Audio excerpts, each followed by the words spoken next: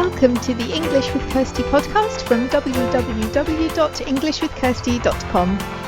Here I'll be sharing with you tips, information and other learning resources so that you can improve your business English.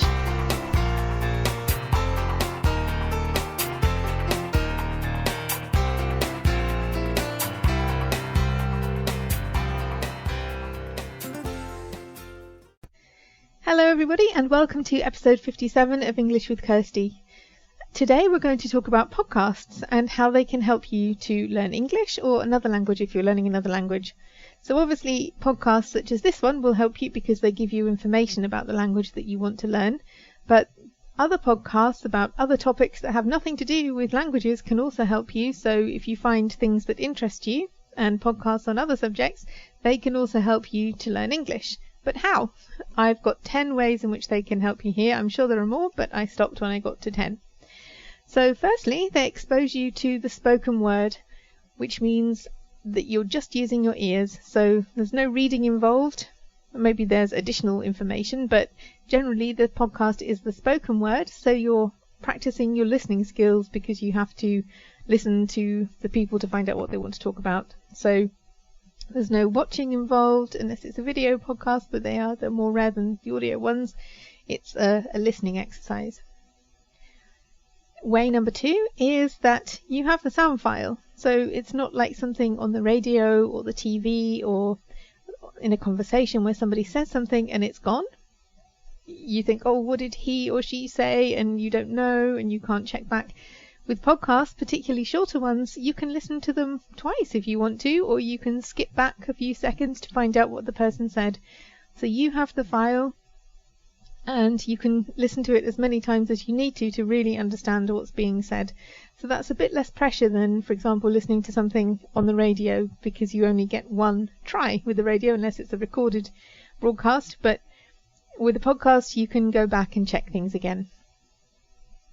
3 is obviously it's good for your vocabulary because you can learn new words. You can hear how the words are used in context.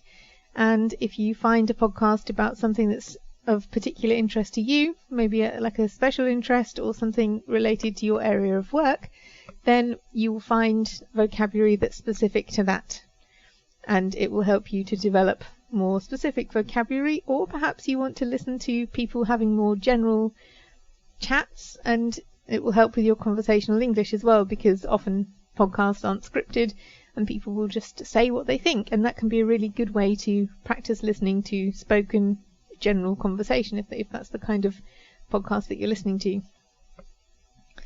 Number 4, you can learn whilst you're doing other things. So I listen to podcasts all the time. I might be cooking or running or cleaning the house, anything. I want something to occupy my mind while while I'm doing something else that doesn't need my brain power.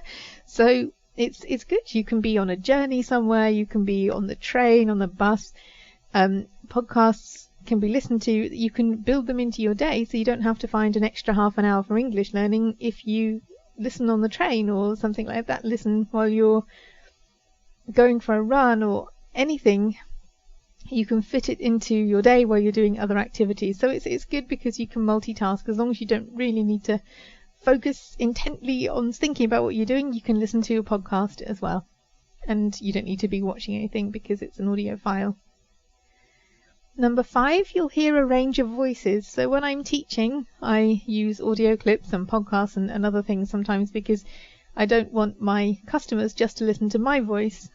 I don't have a particular accent. You can hear it's a southern English accent, but it's not a strong regional accent, and I think it's good for people to be exposed to a range of voices so that when they meet people in real life or hear things in real life, they'll be used to listening to different accents and the way that different people speak. And podcasts are good for that. You can either search for them for a specific type of English, or, for example, if it's an interview show, then there are likely to be people with slightly different accents coming on every week to talk to the person who's doing the interviews. So it's a good way to get exposure to a range of voices as well.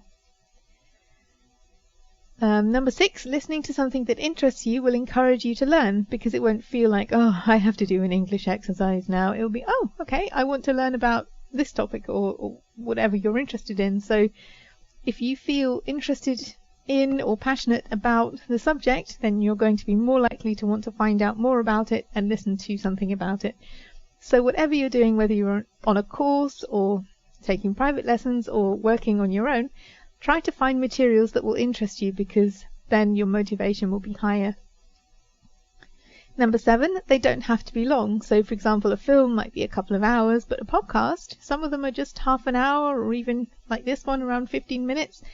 So it's easy to fit in 15 minutes or half an hour, whereas it may be harder to find a whole hour or 90 minutes to focus on watching something in English. With a podcast, you can just fit it into your day, and if you don't finish, it doesn't matter. You can just carry on where you stopped earlier.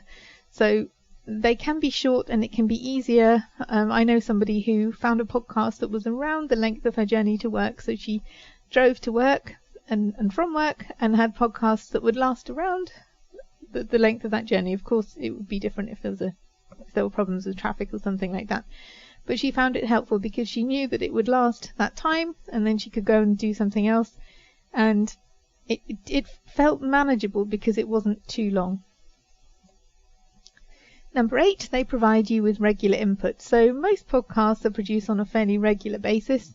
So you know, if you subscribe to one, that maybe every week or even a specific day, like this is every Thursday, you know that content will be delivered to you, unless they take a week off, but you know that it's coming, and you don't have to keep thinking, oh, what can I listen to? What can I read? What can I watch? So in this case, what you can listen to will be automatically there in your podcatcher or or your app if you're using an app, and you don't have to go and look for the content because it's automatically delivered to you on a regular basis. Number 9, we have touched on this already, but they can help you to learn specialist vocabulary. So sometimes more general podcasts won't have this vocabulary, but if you're interested in, I don't know, sports or something like that, then you will find out a lot more about sports if you listen to a sports podcast and even focus down even more onto a particular sport, people talking about that, and then you may know a lot about it, but you may not know the English words, and if you listen to that kind of podcast, you will hopefully learn the English words as well. And the final point is some podcasts have communities. So a lot of podcasts now are the people who run them are opening Facebook groups or groups in other places. And that's a good way to find other people who have similar interests to you. This podcast, it's not specifically for the podcast, but there is a Facebook group for English with Kirsty, and so podcast listeners are welcome there. I'll add the link to the show notes page. But more generally, you can find other people who share your interests, and in doing that, also improve your writing skills and reading skills, because you can start exchanging information or joining in discussions with people who are interested in the same things as you. So there are some communities, and that's also a way to improve your language skills by becoming involved in the community. So there are 10 reasons. This is also a blog post, so I will link to the blog post on the show notes page, which is www.englishwithkirsty.com/podcast/episode 57. I will also include the link there to the Facebook group for English with Kirsty. And if you want to find out what's coming next in the next weeks for English with Kirsty, then you too can subscribe to this podcast on iTunes or other podcast apps, so that this content is delivered to you automatically each week. And if you are more likely to be on YouTube, then I'm still uploading the old episodes onto the YouTube channel, and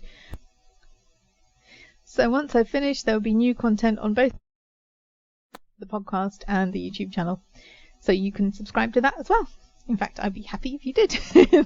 It's always good to know that this content is being listened to, and I hope you find it helpful. So I hope that gave you some more to think about in terms of using podcasts as a way to improve your English. Have a good week and have fun learning English.